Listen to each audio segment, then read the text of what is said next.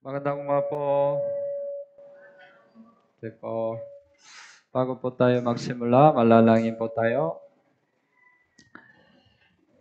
Mahal namin Ama na mahabagin at magpapala, salamat po sa pagligtas sa amin mula sa kasalanan at pagkawasak. Salamat po sa pagkabay sa aming buhay na Kristiyano hanggang ngayon. Salamat po sa pagbigay mo sa amin ng dakilang pagkakataon na mag-aral lang salita ng Diyos. Hiniling po namin na buksan mo ang aming puso at tainga sa salita ng Diyos. Naway maunawan namin ang salita ng Diyos sa pamamagitan ng tulong ng Banal na Espiritu. Pakiusap, maunawan namin ang kalooban ng Diyos sa pamamagitan ng salita ng Diyos. Mula sa simula hanggang sa matapos, kami ay nagtitiwala lamang sa iyong habag at biyaya. Ito po ang aming dalangin sa pangalan ni Jesus. Amen. Okay po, buksan mo ang Biblia, Efeso chapter 4, Efeso chapter 4. Verse 1 hanggang 3. Efeso chapter 4, verse 1 hanggang 3.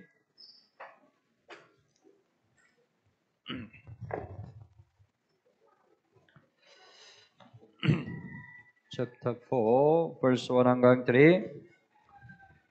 Okay po, basahin po natin ng sabay-sabay. Kaya't ako na bilanggo sa Panginoon ay nagsusumamo sa inyo na kayo'y lumakad ng nararapat sa pagkatawag na sa inyo'y itinawag, na may lubos na kapakumbabaan at kamuan, may pagtsatsaga na magparaya sa isa't isa sa pag-ibig, na nagsisikap na mapanatili ang pagkakaisa ng Espiritu sa buklod ng kapayapaan.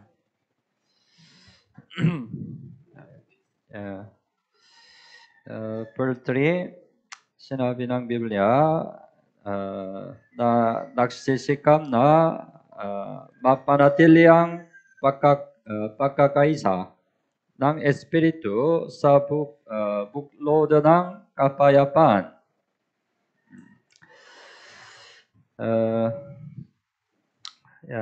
Ngayon araw, pag-isipan natin ang kahalagahan ng pagkakaisa.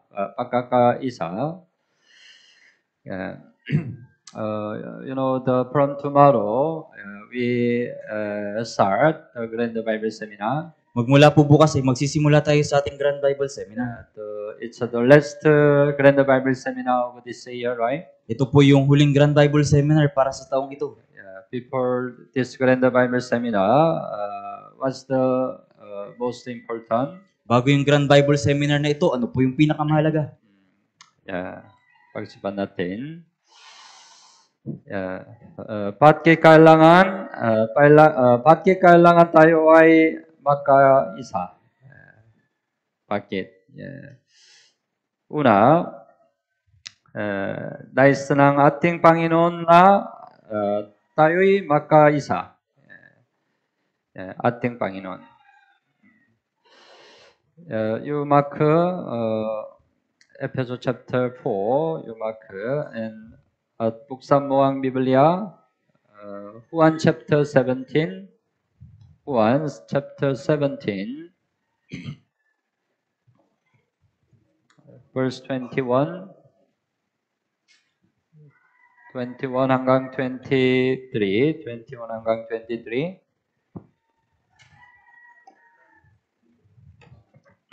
21 hanggang 23. Okay po. Basahin po natin ng sabay-sabay.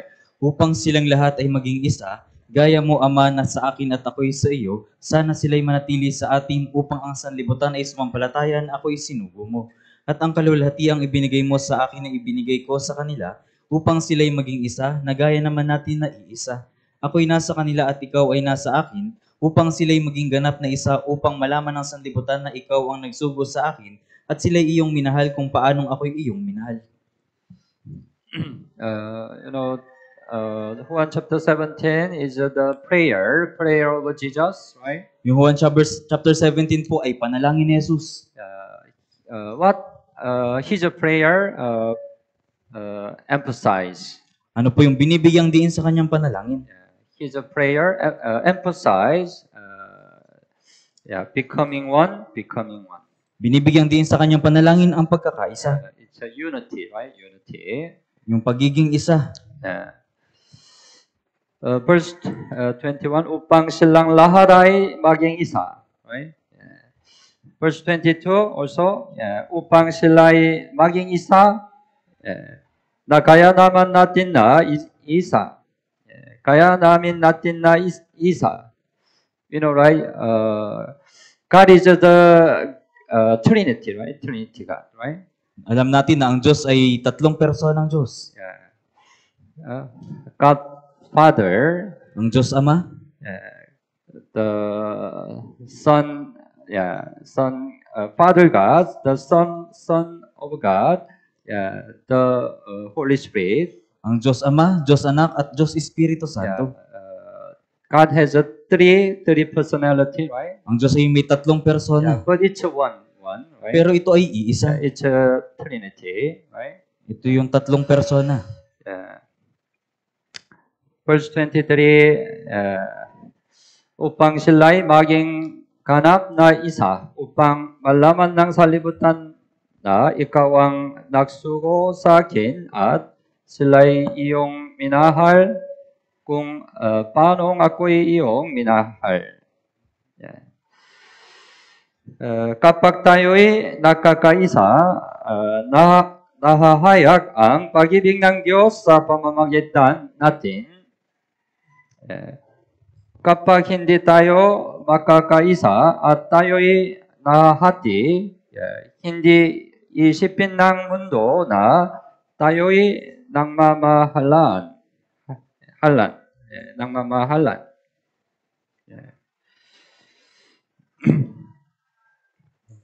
Let's suppose some newcomer come to our church first time. Ipagpalagay natin na may newcomer na unang beses na pumunta sa ating church. They feel, right? Our church is one or there is a division. Mararamdaman nila kung yung ating church ay may pagkakaisa o may pagkakabahabahagi. Then they cannot understand God's love Pagkatapos hindi nila maunawaan ang pag-ibig ng Diyos through our church, right? sa pamamagitan ng ating church. That's why our Jesus emphasized the unity. Kaya binigyang din ni Jesus ang pagiging isa. At kawanang kaligtasan kapag tayo'y nakakaisa. May kawanang kaligtasan.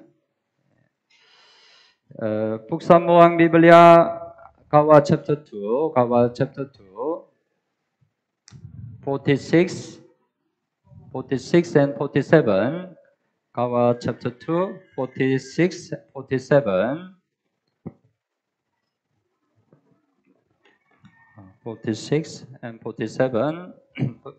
Okay po, basahin po natin ng sabay-sabay. At araw-araw, habang sila'y magkakasama sa templo, sila'y nagpuputol-putol ng tinapay sa bahay-bahay at nagsasalo-salo na may galak at tapat na puso, na nagpupuri sa Diyos at nagtatamo ng lugod sa lahat ng tao at idinaragdag sa kanila ng Panginoon araw-araw ang mga naliligtas. 46, right? At araw-araw habang sila'y makakasama sa templo, right? In Korean translate, they gather together in the temple with one mind. Sa pagsasalin po sa Korea, sinabi na sila ay araw-araw nagtitipon sa templo na may iisang pag-iisip. It means they kept the unity. Ibig sabihin, pinapanatili nila ang pagkakaisa. As a result, what happened? Bilang resulta, ano pong nangyari? Verse 47, idinaragdag sa kanila ng Panginoon araw-araw ang mga naliligtas. Ako ba? Yeah, it was possible because they had one mind. Ito ay naging posible dahil meron silang iisang pag-iisip. So if we don't have one mind, we cannot expect the works of salvation. Kaya kung wala tayong iisang pag-iisip, hindi natin naaasahan yung gawain ng kaligtasan. Kaya kapag tayo ay nakakaisa sa Grand Bible Seminar, nahayag ang dakilang gawa ng Diyos.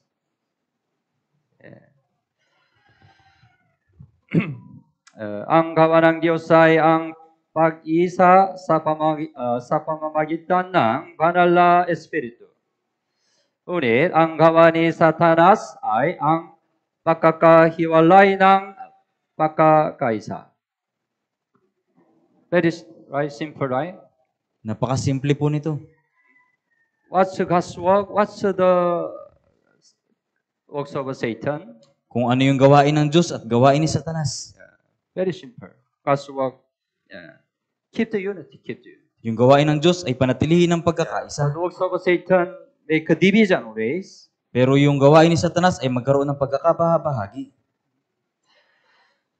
Kaya kung ako'y gumagawa ng bahagi na sumisira sa pagkakaisa, ako'y nadadaya ng diablo. Suri mo. Yeah. Do you keep the unity or do you divide? Do you make a division? Pinapanatili mo ba ang pagkakaisa o gumagawa ka ng pagkakabahagi? Suri mo, right? That's why we can know that, right? The keep the unity is really important. Kaya malaman natin yung pagpapanatili ng pagkakaisa ay napakahalaga. So before this Grand Bible Seminar, we have to endeavor to keep the unity. Kaya bago ang Grand Bible Seminar na ito, dapat na magsumikap tayong mapanatili ang pagkakaisa. We need to have one mind. Dapat na magkaroon tayo ng iisang pag-iisip. Pag-isipan natin, how does Satan divide us? Pag-isipan natin kung paano tayo pinagbabahabahagi ni Satanas.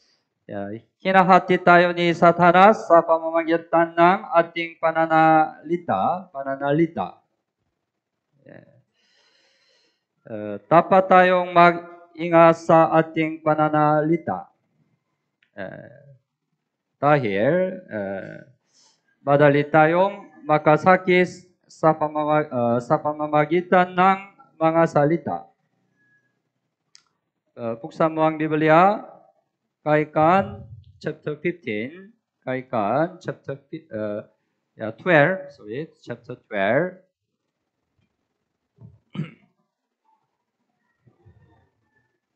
Chapter 12, verse 18.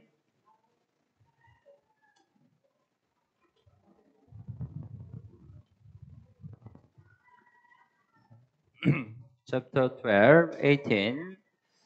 Okay po, basahin po natin ng sabay-sabay. Mga salitang padalos-dalos ay parang ulos ng espada, ngunit ang dila ng pantas ay kagalingan ang dala. Mga salitang padalos-dalos ay parang ulos ng espada. Parang ulos ng espada. Yeah. It means it's a very critical thing, right? Ibig sabihin, ito ay mapanganib na bagay. Ang sakit na dulot ng mga salita ay hindi agad nawawala. Tama ba? We have a wound on the body. Ipagpalagay natin na meron tayong sugat sa katawan. It's not critical, right? Hindi po ito mapanganib. Maybe after 1 week, after 1 month, disappear. Marahil paglipas ng isang linggo o ng isang buwan, maglalaho na ito. Tama ba? But how about you got the great hurt from the speech of somebody? Pero ipagpalagay natin na matindi kang nasaktan dahil sa pananalita ng isang tao. It does not disappear, right? Hindi ito maglalaho. Some hurt does not disappear until the end, until die. May mga sakit na hindi naglalaho hanggang sa kamatayan. Very critical, right? Kaya sobrang mapanganib. Bakit kaya nasasaktan natin ang ibang tao sa ating mga salita? Hindi naman karamihan sa mga tao ang nananakit ng sinasadya. Tama ba? Maybe nobody want to hurt other, right? Marahil walang sino mang yung gusto manakit sa ibang tao.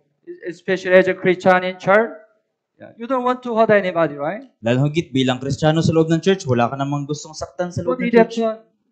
sometimes we receive a hurt from the other brothers and sisters. Pero minsan nangyayari na tumatanggap tayo ng sakit mula sa ibang brothers at sisters.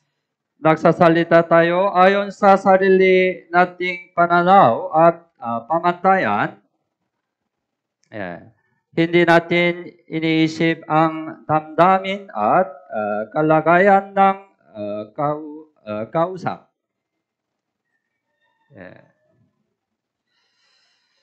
That's why, right? Before we speak something, we say something, we have to deeply consider.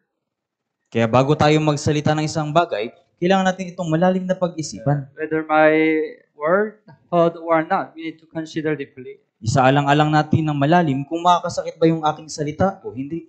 We have to be very careful. Dapat tayong mag-ingat. Dahil dito mahirap magkaroon ng pagkakaisa sa taong nasaktan na. Right? If you are hurt by somebody, you cannot have one mind, right? The one who hurt you, right? Kung may isang taong nakasakit sa iyo, mahirap magkaroon ng isang kaisipan doon sa taong nakasakit sa iyo. Meron division already, right? Kaya magkakaroon na ng pagkakabahabahagi. So, I remind what's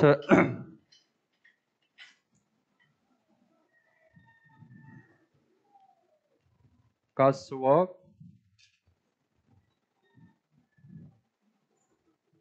There is a works of Satan. Kaya ipapaalala ko po yung gawain ng Diyos at gawain ni Satanas. God's work, right? Unity. Yung gawain ng Diyos ay yung pagkakaisa. Works of Satan, division. Yung gawain ni Satanas ay pagkakabahabahagi. So, if there is a division, it means Satan already worked. Kung mayroong pagkakabahabahagi, ibig sabihin, kumilos na si Satanas. If you make some division in church, you are already deceived by Satan. Kung nagkaroon na ng pagkakabahabahagi sa church, ibig sabihin, nadaya ka na ni Satanas. Because it's a works of Satan. Dahil ito ay gawain ni Satanas.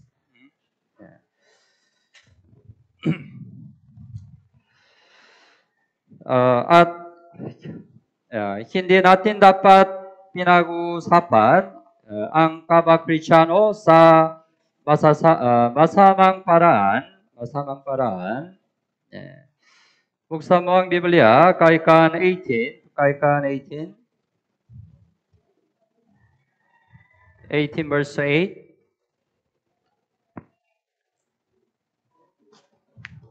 Basahin po natin ng sabay-sabay.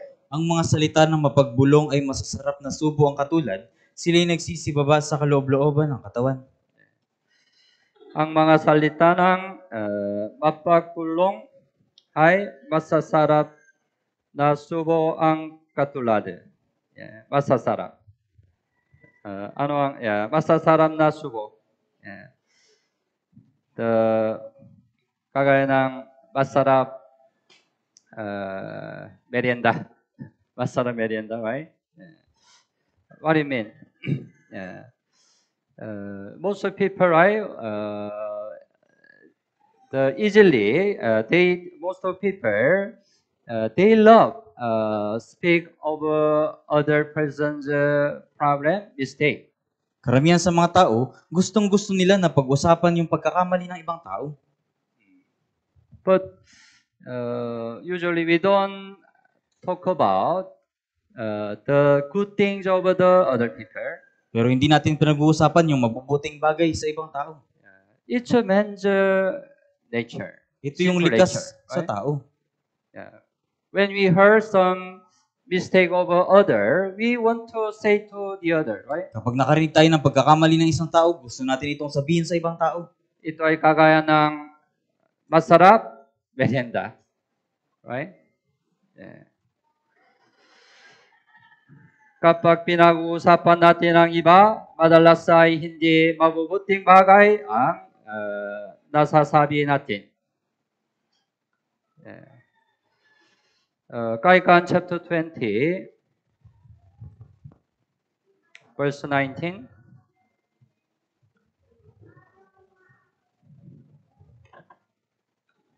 2019.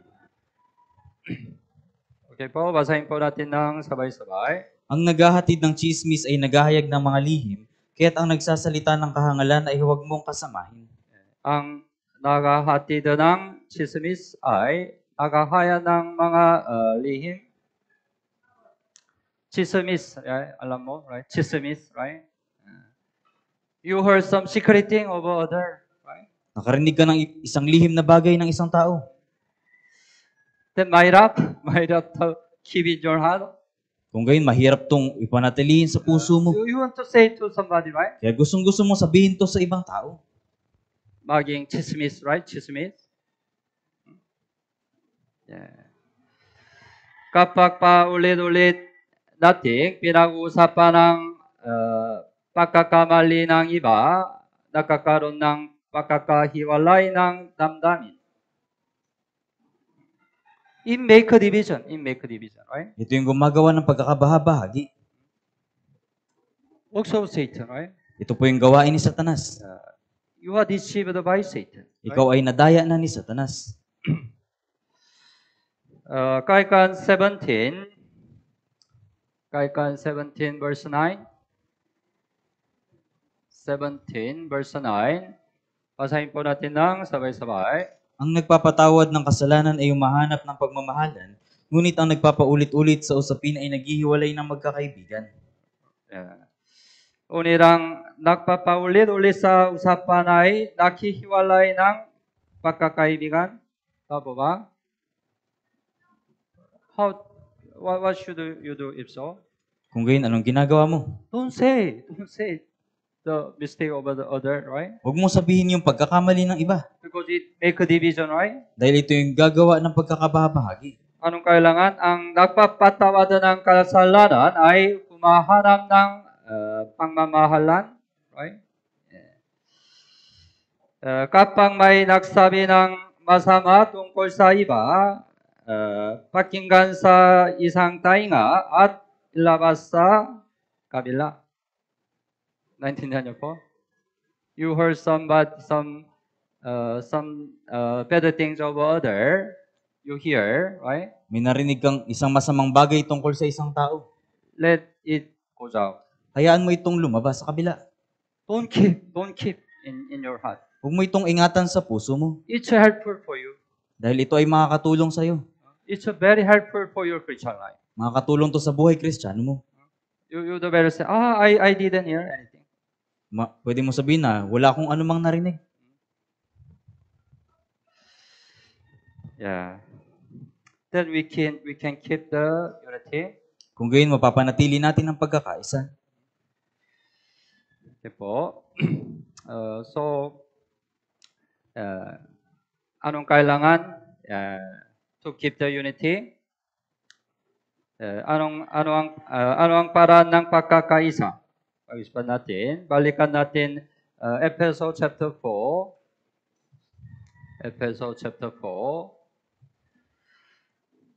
Verse 1, verse 2. Verse 2. Na may lubos na kapagkumbabaan at kaamuan may pagtitiyaga na magparaya sa isa't isa sa pag-ibig.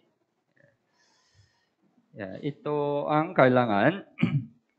Una, may lubos na kapagkumbabaan.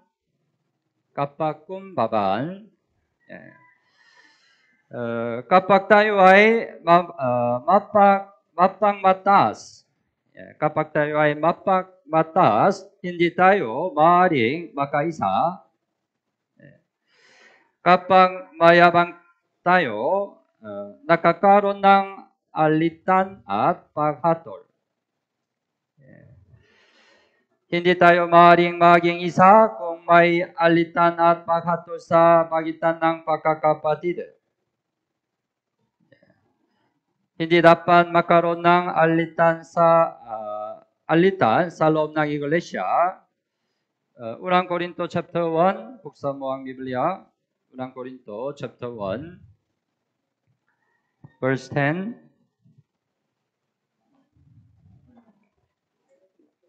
unang Korinto chapter 1 verse 10.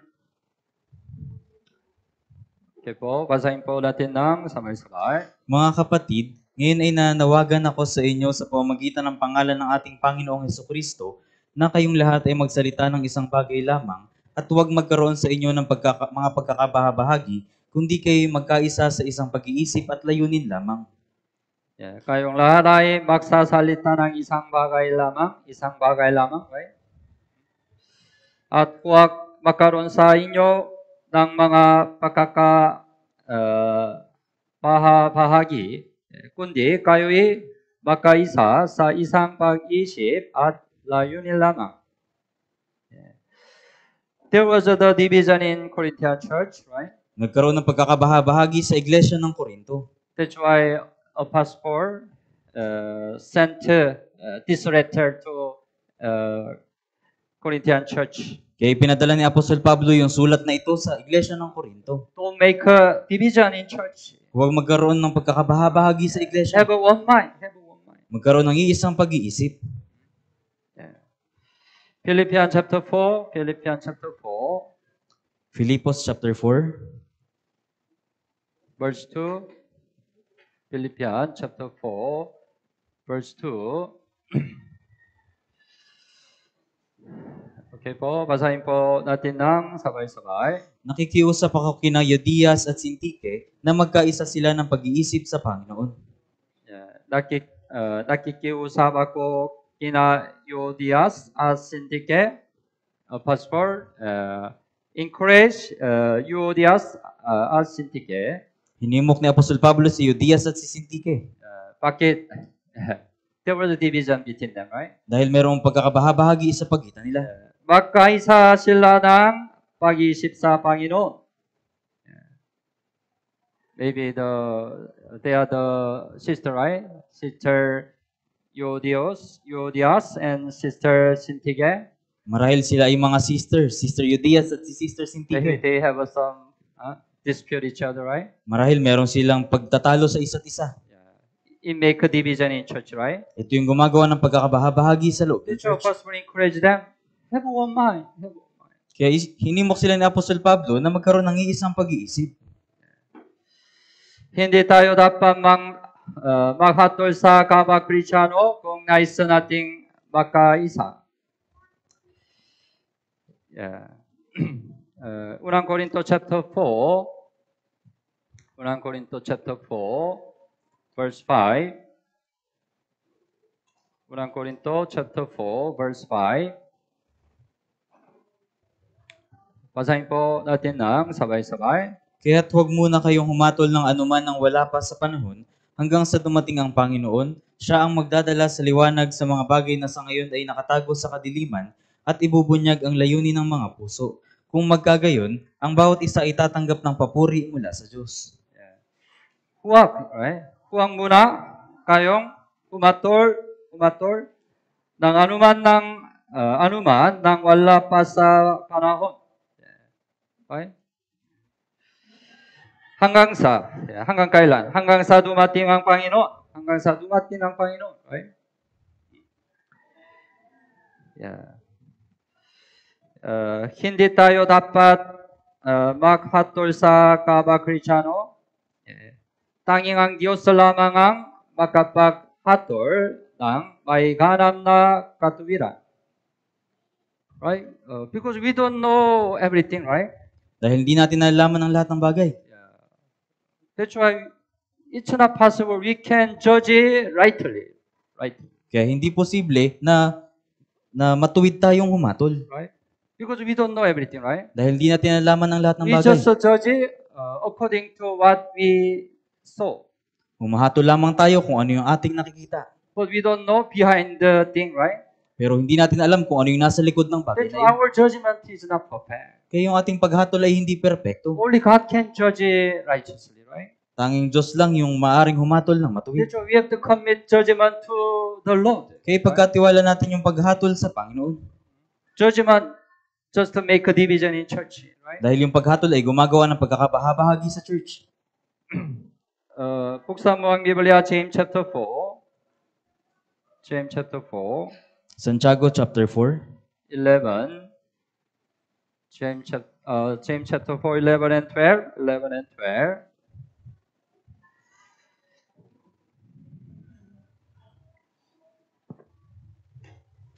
and 12. Basahin po natin ng sabay-sabay. Mga kapatid, huwag kayong magsalita ng masama laban sa isa't isa. Ang nagsasalita laban sa kapatid o humahatol sa kanyang kapatid ay nagsasalita ng masama laban sa kautusan at humahatol sa kautusan. Ngunit kung ikaw ay humahatol sa kautusan, hindi ka na tagatupad ng kautusan kundi isang hukom. Iisa ang tagapagbigay ng kautusan at hukom, siya na may kapangyarihang magligtas at pumuksa, kaya sino ka na humahatol sa iyong kapwa? Sinabi ng Biblia, right? Verse 11, middle of verse 11, humatol sa kanyang kapatid ay nagsasalita ng masama laban sa kautusan at humatol sa kautusan. Ngunit kung ikaw ay humatol sa kautusan, hindi ka na tagatupad ng kautusan, kundi isang hukom. We are not the hukom, right? God is the hukom, real hukom. Lahat tayo ay may kakulangan at kahinaan. Tama ba? Maaari tayong makamali at makasala. Kahit na nagkamali ang ibang Kristiyano, hindi tayo dapat maghatol sa kanila. Kapag tayo'y humahatol sa iba, ipinapakita lamang nito ang ating pangmamataas. Sa harip, dapat natin silang ipanalangin. So if you see some mistake of some brethren, rather than judge, just pray for them. Kaya kung may nakita kang pagkakamali ng isang kapatid, sa halip na hatulan, ipanalangin mo. And commit to the Lord. At ipagkatiwala sa Panginoon. Because God knows everything, right? Dahil Diyos yung nakakaalam ng lahat ng If bagay. they have a mistake, God will judge them, right? Kung nakagawa sila ng pagkakamali, Diyos yung hahatol sa kanila. You don't need to judge. Hindi natin kailangan humatol. Just pray for them. Manalangin para sa kanila. Yeah. But it's possible when we are more humble. When we are humble, it's possible. Magiging posible ito kung tayo ay magiging You mapagpakumbaba. can avoid the judgment. May iwasan natin ang paghatol. Yeah. But if we are proud, you can easily judge the other. Pero kung magmamataas tayo, madali sa ating humatol sa iba. You make a division. At ito ay gagawa ng pagkakabaha-bahagi. Balikan natin Efeso chapter 4 verse 2. Kailangan una kapagkumbabaan at pangalawa kaamuan. Ano ang kaamuan? Minsan may galit. May galit tayo sa ibang tao, right? May galit. Hindi natin dapat ipakita ang galit natin sa kapwa Kristiyano. Buksan mo ang Biblia, Galatians chapter 6. Galatians chapter 6 verse 1. Galatians 6 verse 1. Okay po, basahin po natin ng sabay-sabay. Mga kapatid, kung ang isang tao ay natagpuan sa anumang pagsuway, kayong mga espiritual ay dapat panunumbalikin siya sa espiritu ng kaamuan. Tingnan ang iyong sarili, baka ikaw ay matukso rin. Kung ang isang tao ay natagpuan sa anumang pagsuway. This situation happened in our Christian life, right? Yung sitwasyong ito ay nangyayari sa ating buhay Kristiyano. Anong kailangan? Kayong mga espiritual ay dapat panunumbalikan siya sa espiritu ng kaamuan. Kailangan espiritu ng kaamuan. But if we don't have a gentleness, we just try to judge them. Pero kung wala tayong kaamuan, susubukan lang natin silang hatulan. or blame them.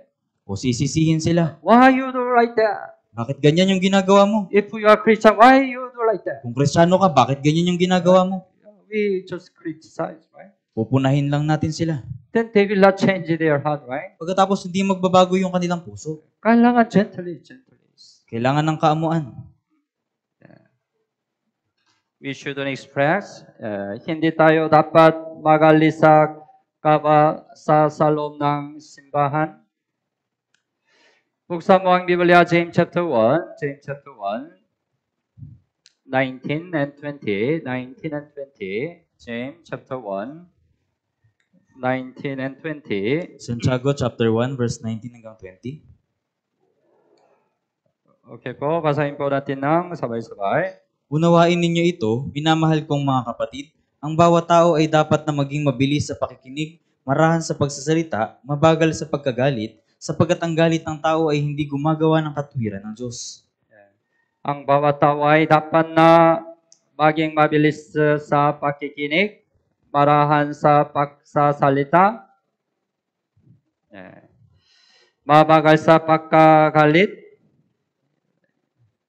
It's not easy, right? Mabagal sa pagkagalit. Mahirap, right? Bakit? Mahirap. Mabagal sa pagkagalit. Mahirap. Bakit mahirap? Yeah, there is the answer, right? Ang bawat tao ay dapat na maging mabilis sa pakikinig. But we are not easy. We don't do well listening, right? Pero hindi tayo mabuti sa pakikinig. Before you listen, you want to speak first, right? Bago ka makinig, gusto mo munang magsalita. That's why your anger comes out directly, Kaya immediately, right? agad-agad lumalabas ang iyong galit.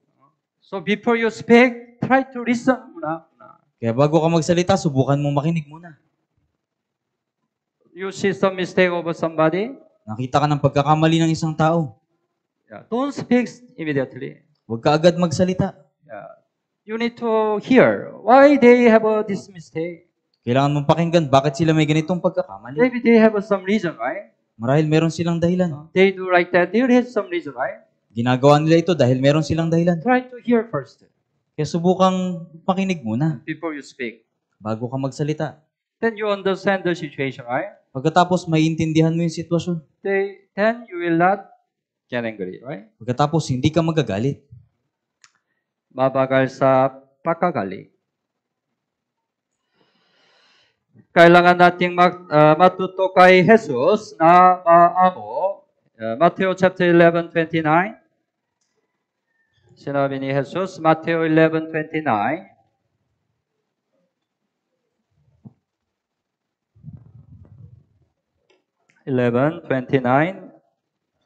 Basahin po natin ng sabay-sabay. Pasanin ninyo ang aking pamatok at matuto kayo sa akin, sapagkat ako'y maamo at may mapagpakumbabang puso at makakatagpo kayo ng kapahingahan para sa inyong mga kaluluwa. Sinabi ni Jesus, right? Matuto kayo sa akin, sapagkat ako'y maamo, right? Unang Pedro chapter 2:23. Unang Pedro chapter 2:23.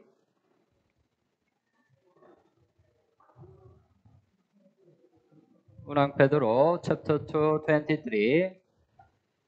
Also, basahin po natin ng sabay-sabay. Nang siya'y alipustain, hindi siya gumanti. Nang siya'y magdusa, hindi siya nagbanta, kundi ipinagkatiwala ang kanyang sarili doon sa umahatol na may katarungan.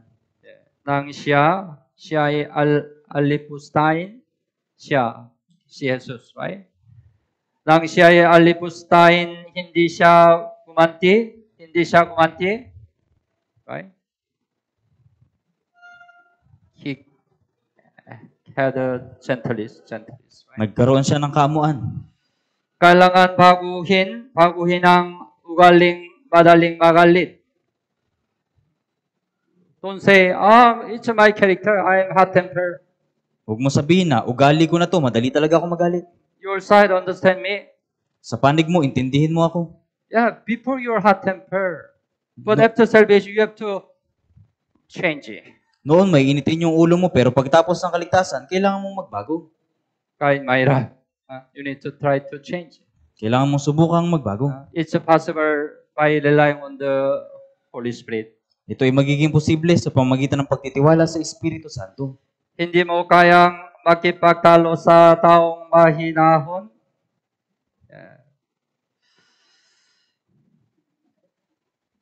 Kahit tayo'y nagali, dapat tayong agad makasundo. Agad makasundo. Buksan mo ang Biblia, Efeso chapter 4. Efeso chapter 4, 26 and 27.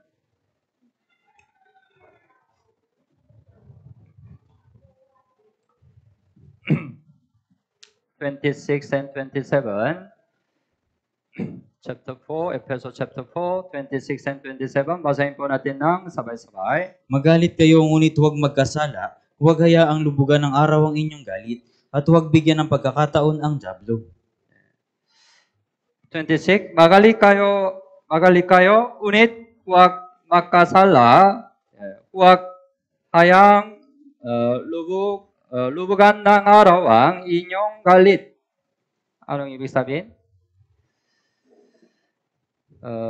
Sometimes, right, you have anger. Minsan, nagagalit ka. But you shouldn't have this anger until tomorrow. Pero dapat hindi ka magkaroon ng galit na ito hanggang bukas. Today. Tapos. Tapusin mo na ito ngayong If you araw. have some anger with somebody, reconcile. Kung meron kang galit sa isang tao, makipagkasundo ka ngayon. Don't let it go tomorrow. Huwag mo na itong ipagpabukas. Meron dito, husband and wife. Meron dito mag-asawa. Minsan, husband and wife fight. Minsan, nagtatalo yung mag-asawa. Tama? Tama. Right. Then sometime when you fight, your husband or wife, you have some anger, right? At minsan kapag merong pagtatalo, merong nagkakaroon ng galit. Then separate. Tapos, you sleep there, I sleep. magkahiwalay na natutulog. Tama? Then it shouldn't go until tomorrow. Kung gayon, dapat na hindi ito umabot hanggang bukas. Tomorrow, the situation will become worse. Dahil kinabukasan, yung sitwasyon ay mas lalala. Because full night, meditate. Why the husband? Dahil pinagbulayan mo ito sa buong gabi. Why the wife? That's why tonight, before the day after the next day, reconcile.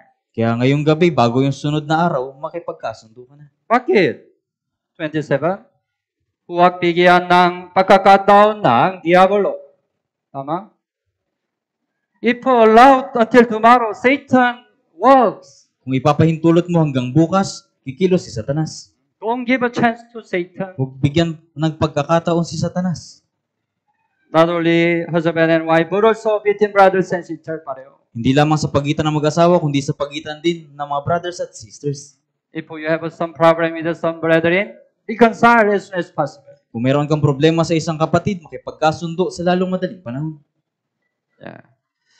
So, because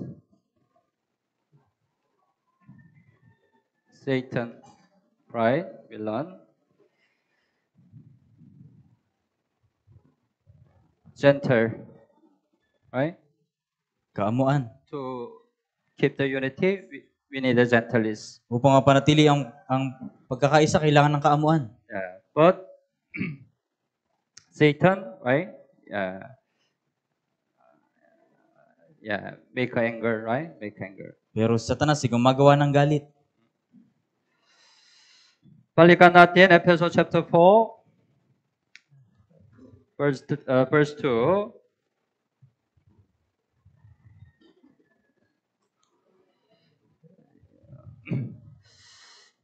Kailangan kapagkumbabaan at kaamuan at may pagtitiyaga.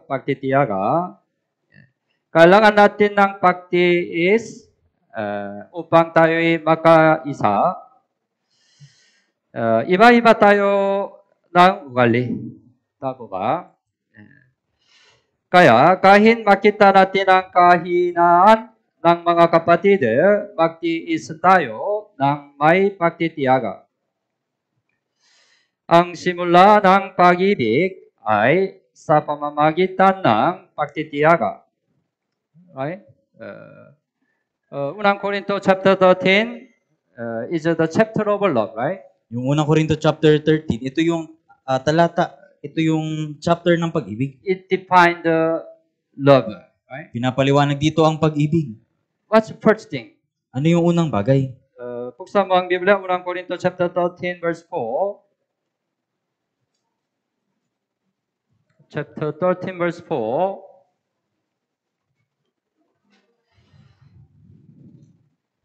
Basahin po natin ng sabay-sabay. Ang pag-ibig ay matiisin at magandang loob. Ang pag-ibig ay hindi maiinggitin o mapagmalaki o hambog. Tama? Anong una?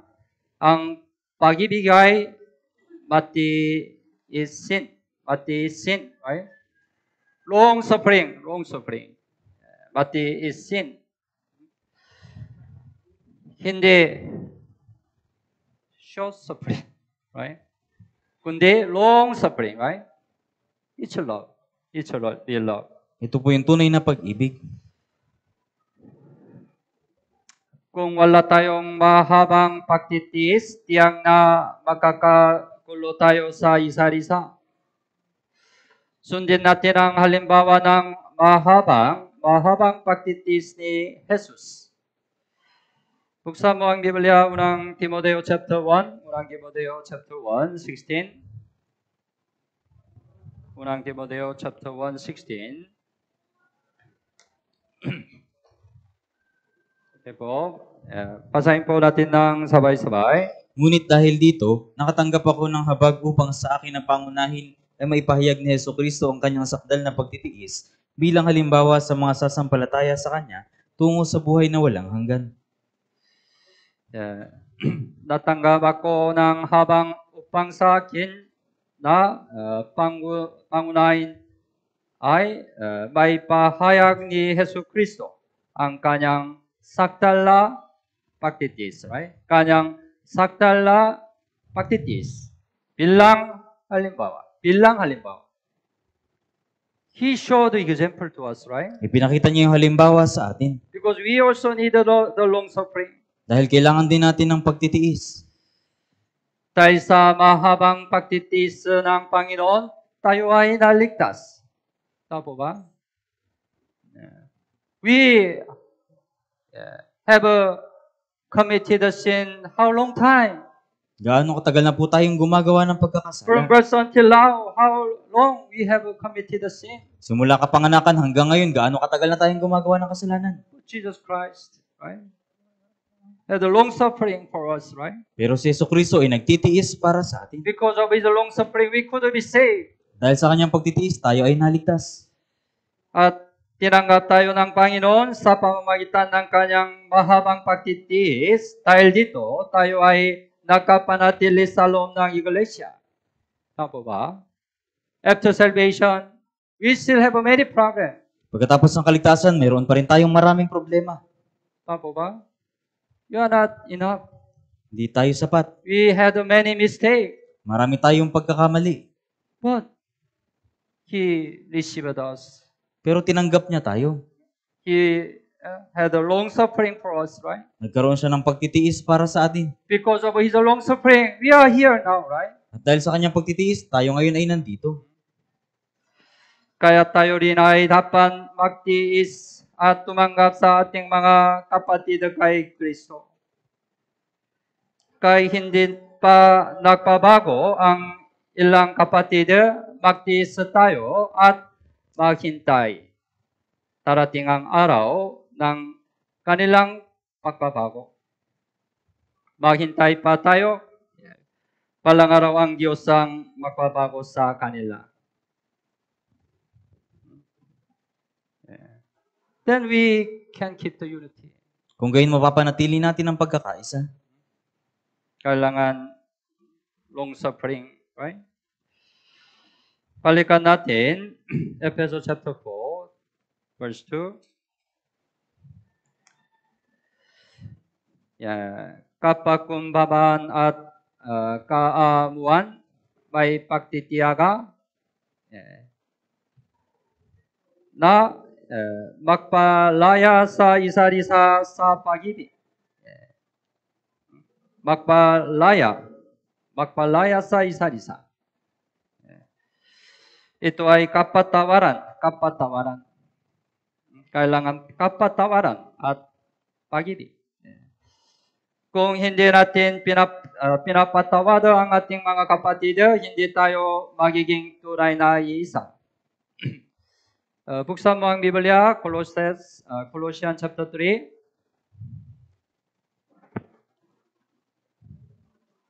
Chapter 3, Colossians chapter 3, 13 and 14. 13 and 14. Also, basahin po natin ng sabay-sabay. Pagtiisan ninyo ang isa't isa, at kung ang sino man ay may reklamo laban sa kanino man, magpatawaran kayo sa isa't isa. Kung paanong pinatawad kayo ng Panginoon, ay gayon din naman ang inyong gawin. At higit sa lahat ng mga bagay na ito ay magbihis kayo ng pag-ibig na siyang tali ng kasakdalan. Paul 13 ay pagtiisan ninyo ang isa't isa. Kung ang sino man ay may reklamo laban sa kanino man, may reklamo laban sa kanino man, anong kailangan? Magpatawaran kayo sa isa't isa. Magpatawaran kayo. Bakit? Kung paanong pinatawad kayo ng Panginoon. That's the reason why we have to forgive other brothers and sisters. Yan yung dahilan kung bakit kailangan nating patawarin ng mga brothers at sisters. Because all our dirty sins are forgiven, right? Dahil ang lahat ating mga maruming kasalanan ay napatawad. But if we don't forgive, what it means? Pero kung hindi tayo magpapatawad, it's a great sin before God. ito ay malaking kasalanan sa harapan ng Diyos. If we don't forgive brethren, it's a great sin before God. Kung hindi natin patatawarin ng mga kapatid, ito ay malaking kasalanan sa harapan ng Diyos. Ang taong tunay na pinatawad ni Jesus lamang ang makakapagpatawad ng tao sa puso sa iba. Tama ba? We have a power, can forgive the other. Meron tayong kapangyarihan na patawarin ng iba. Because we are forgiven all our sin by blood of Jesus. Dahil pinatawad ang lahat nating kasalanan sa pamamagitan ng dugo ni Jesus. Ang tunay na pinanganak na muli ay marunong magpatawad sa kapwa. Kung hindi tayo nagpapatawad, ito'y malaking kasalanan sa harap ng Diyos. Kaya hindi tayo maaaring makaisa kung hindi tayo nagpapatawad sa isa't isa. Magpatawad tayo para sa pagkakaisa. So, this time, forgive all. Kaya sa pagkakataong ito, patawarin niyo ang lahat. Do you have anybody you don't forgive yet? Meron bang isang tao na hindi mo pa napapatawad? Forgive. O ngayon, Patawarin mo ngayon. forgive ngayon. Then we can keep the unity. Kung gayon mapapanatili natin ang pagkakaisa. Verse 14, at higit sa lahat ng mga bagay na ito ay magbihis kayo ng pag-ibig na siyang tali ng kasakdalan. Kung idaragdag natin ang pag-ibig, tayo'y magiging isa. Makakaroon ka ng isang kaisipan sa iglesia kung mahal mo ang iglesia. Makakaroon ka ng isang kaisipan sa mga kapatid kung mahal mo sila. The love. Love is like a bond.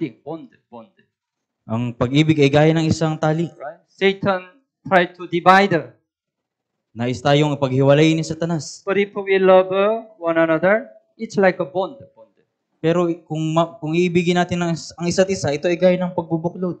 You know, bond connect each other, something, right? Yung tali po, ito po yung nagkukonekta ng bawat bagay. This would bond, right? To would bonded, right? Ito po ay pinagdikit. Love, bond. Yung pag-ibig ay Very pinagdikit. strong. Napakatibay. That's why Satan cannot divide. Kaya hindi ito mahati ni Satanas. That's why our Lord commanded to us, love one another. Kaya inutos sa atin ng Panginoon, ibigin ang isa't isa. Iniutos sa atin ng Panginoon, kayo'y mangmahalan sa isa't isa. Kapag nangmamahalan tayo, tayo'y nakakaisa. Very strong. Yeah, we keep the unity. Mapapanatili natin ang pagkakaisa. Yeah. At kailangan natin isang pananampalataya at kaalaman. Balikan natin Efeso chapter 4:13. Chapter 4:13. Chapter 4:13. Efeso chapter 4:13. Okay po, basahin po natin ng sabay-sabay. Hanggang makarating tayong lahat sa pagkakaisa ng pananampalataya at sa ganap na pagkakilala sa anak ng Diyos, hanggang maging taong may sapat na gulang, hanggang sa sukat ng ganap na kapuspusan ni Kristo. Hanggang makarating tayong lahat sa pagkakaisa ng pananampalataya at sa ganap na pagkakilala sa anak ng Diyos. Tayo'y ipinanganak na muli sa pamamagitan ng isang salita ng Diyos. Tama ba? Kaya't isa ang ating pananampalataya at kaalaman. Dahil dito, maaari tayong maging isa kay Kristo. Hindi tayo maaaring makaisa kung makakaiba ang ating pananampalataya. That's why this Sunday, we listen to the same word of God, right? Kaya ngayong linggo ay nakikinig tayo ng iisang salita ng Diyos. That's why through this sermon, all our Cavite brothers and sisters can be united. Kaya sa pamagitan ng sermon na ito, lahat ng brothers at sisters ng Cavite ay magkakaisa. Because we can have the same faith, same knowledge. Dahil magkakaroon tayo ng iisang pananampalataya at kaalaman. At nakikinig tayo ng salita ng Diyos sa tuwing Miyerkules. Din. Lahat ng mga iglesia sa Korea at sa buong mundo ay tumatanggap ng parehong aral sa parehong araw. Dahil dito, nakakaisa tayo bilang iglesia at nakakaroon ng isang pananampalataya at kaalaman. Kaya kumikilos ang Diyos sa pamamagitan ng ating iglesia. That's why Wednesday sermon is very important. Kaya sobrang halaga po ng Wednesday sermon. Through Wednesday sermon, all the church in the world can be united. Sa pamamagitan ng Wednesday sermon, ang lahat ng church sa buong mundo ay nagkakaisa. You don't listen to the Wednesday sermon, anong ibig sabihin? Hindi kayo nakikinig ng Wednesday sermon, anong ibig sabihin? Yeah, you don't keep the unity. Hindi mo pinapanatili ang pagkakaisa. And this coming December 24,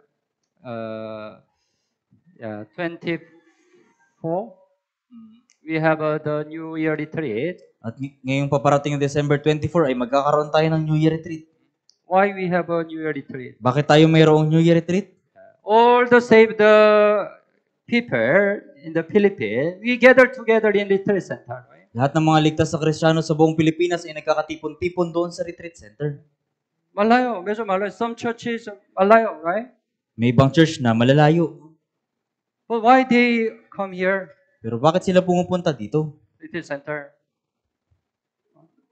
Through the retreat, we can keep the unity, right? Dahil sa pamamagitan ng retreat, mapapanatili natin ang pagkakaisa. That's why even though it's far, we try our best to attend the New Year retreat. Kaya kahit malayo, sinusubukan natin yung ating mga kaya na makadalo sa New Year retreat.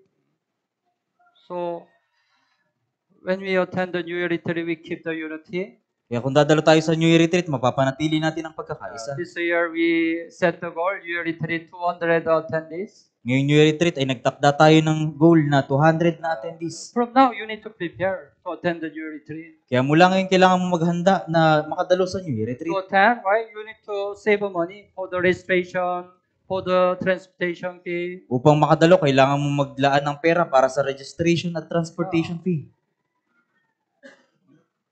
It's the way we can keep the unity. Ito yung paraan para mapanatili natin ang We can pagkakaisa. have same faith, same knowledge. Maaari tayong magkaroon ng iisang pananampalataya at kaalaman. Yeah. At nakakaisa tayo kapag tayo'y sumusunod bilang mga bahagi ng katawan ni Kristo. Tayo ay mga bahagi ng isang katawan. Buksan mo ang Biblia, 1 Corinto chapter 12.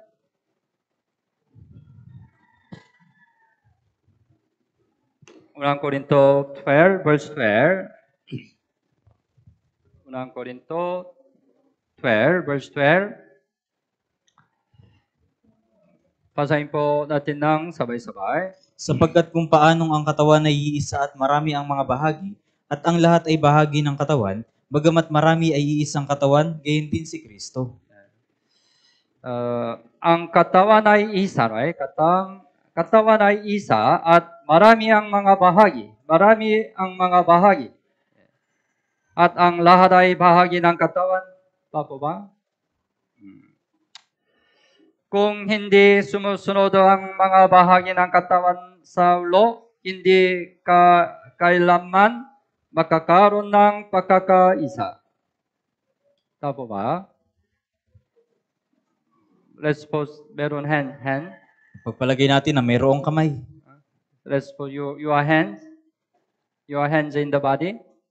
Pagpalagay natin na ikaw yung kamay sa katawan. Hands need to obey to the body. Yung kamay ay kailangang manatili sa katawan. Right hand, move to the right.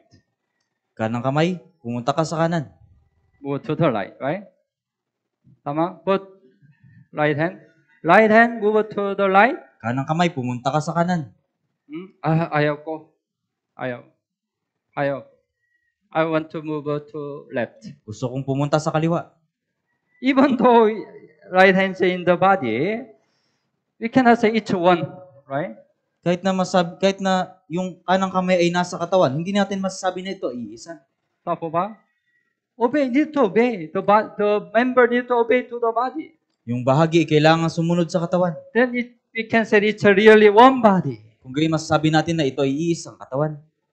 Tama ba? That's important. That's why I remind again our slogan this year, Kaya ipapaalala ko po ulit yung slogan natin sa taong ito. obedience.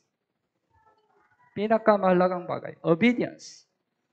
If we don't obey, we cannot keep the unity. Kung hindi tayo susunod, hindi natin mapapanatili ang pagkakaisa. Kaya sinabi ng Biblia, right? Ang pagsunod ay mas mabuti kaysa alay. Tama? Ang pagsunod ay mas mabuti kaysa alay. At we are the member of the body. Dapat pahalagahan ng mga sangkam ng katawan ni Kristo ang isa't isa. Unang Corinto 12, same chapter 25 hanggang 27. 25 hanggang 27. Basahin po natin ng sabay-sabay. Upang huwag magkaroon ng pagkakagulo sa katawan, kundi ang mga bahagi ay magkaroon ng magkatulad na malasakit sa isa't isa. Kapag ang isang bahagi ay naghihirap, lahat ay naghihirap na kasama niya. O kapag ang isang bahagi ay pinararangalan, sama-samang nagagalak ang mga bahagi. Kayo nga ang katawan ni Kristo at bawat isa ay mga bahagi. 25, upang huwag magkaroon ng pagkakagulo sa katawan. Right? We have to avoid the division. Kailangan nating iwasan ng pagkakabahabahagi. Kundi ang mga bahagi ay magkaroon ng magkatulad na malasakit sa isa't isa.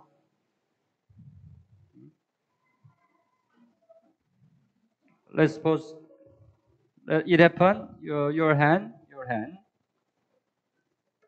Yeah, your hand, let's put your hand is hit by the hammer.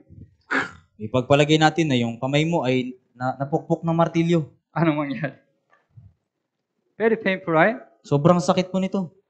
Then, other members, why you right hand do like that? Get angry? Magalit ba yung ibang bahagi ng katawan? Get angry? What will you do? Ano po yung gagawin nila? Oh, you are very painful. Ikaw ay nasaktan. Tama? It's right, right? Ito po yung tama. It testifies, it's one body, one body. Ito yung nagpapatotoo ng iisang katawan. 26, kapag ang isang bahagi ay naghihirap, lahat ay naghihirap na kasama niya. Tama ba? If one member suffer difficulty, right? We have a same heart, same mind. Kung may isang miyembro na nagdurusa ng kahirapan, magkakaroon tayo ng iisang So puso. we pray for each other, right? Kaya mananalangin tayo sa isa't isa. Kapag ang isang bahagi ay pinaralangalan, sama-samang nagagalak ang mga bahagi. Tama? If some brethren are happy, good, yeah, we happy together, right? Kung may mga kapatid na masasaya at mabubuti, tayong lahat ay nakikigalak. Dahil tayo ay isang katawan, bahagi ng isang katawan. Dapat nating alisin ang inggit at selos sa isa't isa. Alisin ang inggit sa iglesia. Tayo ay isang katawan, bahagi ng isang katawan. Kung ang mga bahagi ng isang katawan ay ng away, hindi sila maaaring makaisa. Yeah. So, don't forget, we are a member of the body. Kaya huwag nating kalimutan na tayo ay bahagi ng katawan. Let's consider preciously each other. Ituring natin na mahalaga ang bawat isa. At tayo'y nakakaisa kapag madalas tayong nakakatipon at nakikipag-ugnayan sa isa't isa. Kaya hinahadalangan ni Satanas ang ating mga pagtitipon.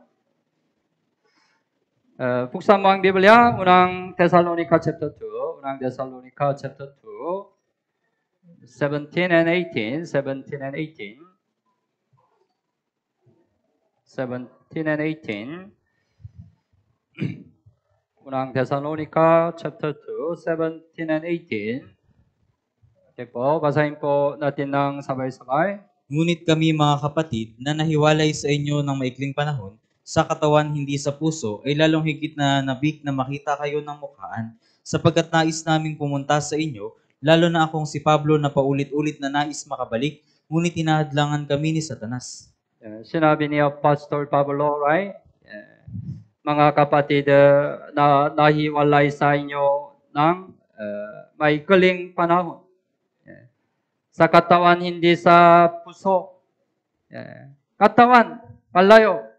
Puso, malapit. Pastor really missed the brothers and sisters in Thessalonica church. Talagang na-miss ni Apostol Pablo yung mga kapatid doon sa Thessalonica. That's why he eagerly desired to visit them, meet them. Kaya talagang nagnais siya na bisitahin at makatagpo sila. Unit, hinadalangan kami ni Satanas. If a pastor meet them, they can be united, right? Kung makakatagpo sila ni Apostol Pablo, sila ay magkakaisa. Satan doesn't want, Satan doesn't want. Ayaw ito ni Satanas. That's why always hinder. Kaya lagi siyang umahadlang. When we gather together, right? Our Lord is in the midst of us. Sa tuwing nagkakatipon tayo, ang Panginoon ay nasa gitna natin. He combined us, keep the unity, right? Pinagkakaisa niya tayo. But if we don't have a gathering, how can keep the unity? Pero kung hindi tayo magkakaroon ng pagtitipon, paano mapapanatili ang pagkakaisa? Kaya lalo tayong magsikan ng makatipon. Hebreo chapter 10, buksan mo ang Biblia, Hebreo chapter 10. 24 and 25. 24 and 25.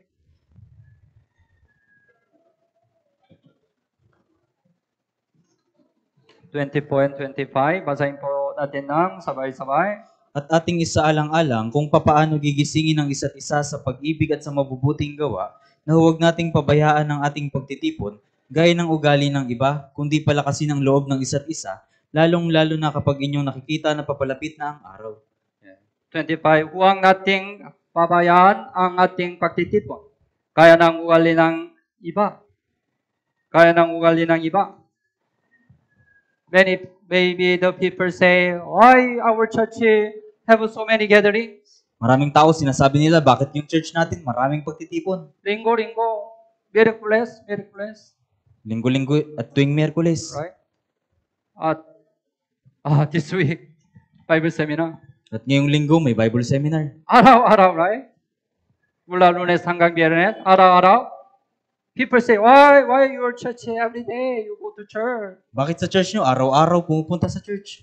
Don't be deceived by Satan. Huwag kayong padaya kay Satanas. If we gather together, we can be unity, right? Kung magkakatipon-tipon tayo, magkakaroon tayo ng That's why pagkakaisa. Satan hinder. Kaya humahad lang si Satanas. So this week, kailangan all the brothers and sisters participate in the works of God. Kaya sa linggong ito, kailangan lahat ng brothers at sisters ay makibahagi sa gawain ng Diyos. Don't be deceived by Satan. Huwag kayong padaya kay Satanas. When we have a continued gathering, we can keep the unity. Kung magkakaroon tayo ng patuloy na pagtitipon, mapapanatili natin ang There is pagkakaisa. a word out of sight, out of mind. Out of sight, out of mind. Ibig sabihin, kapag wala sa paningin, nakakalimutan. Let's suppose you absent the church for 1 year, Ipagpalagay natin na wala ka na hindi ka dumalo sa church ng isang taon. out of sight. Wala sa paningin. Maybe many brothers and sisters will forget you. Marahil maraming mga brothers at sisters, makakalimutan ka. Out of mind. Mawala Out of mind. sa puso. Tama po ba? That's why we have to more endeavor to continue our gathering. Kaya kailangan natin higit na magsumikap na magpatuloy sa pagtitipon. Dapat tayong magkaisa para sa Ebanghelyo. Hindi madaling magkaisa, ngunit dapat tayong magsikap para sa Ebanghelyo. The huling verse, Philippians chapter 1:27. Philippians chapter 1:27. Chapter 1:27, basahin po natin ng sabay-sabay. Ang inyo lamang pamumuhay ay maging karapat-dapat sa Ebanghelyo ni Kristo na kahit ako ay dumating at kayo'y makita o wala man sa harap ninyo at mabalitaan ko ang mga bagay patungkol sa inyo na kayo'y nanindigan sa isang espiritu na may isang isipan na magkakasamang nagsisika para sa pananampalataya ng Ebanghelyo. Ang inyo lamang pamumuhay ay maging karapat-dapat sa Ebanghelyo ni Kristo.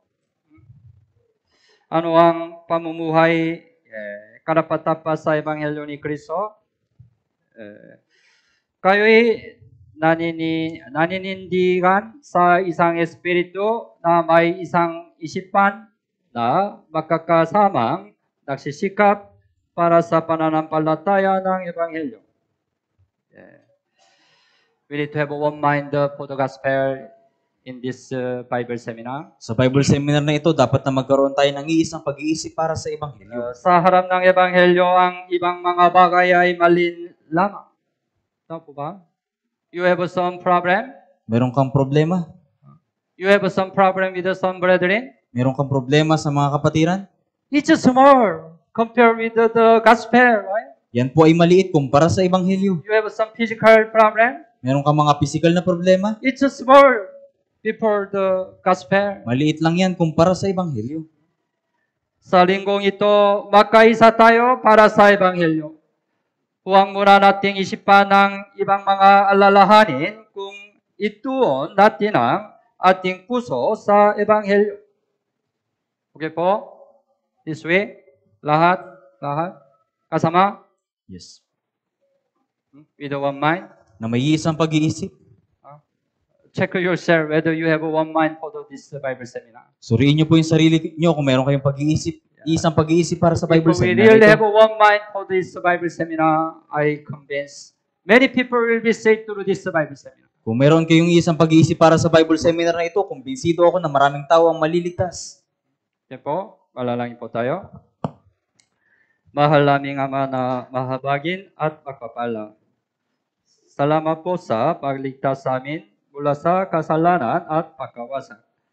Salamat po sa pagbigay mo sa amin ng dakilang pagkakataon na mag-aral lang salita ng Diyos.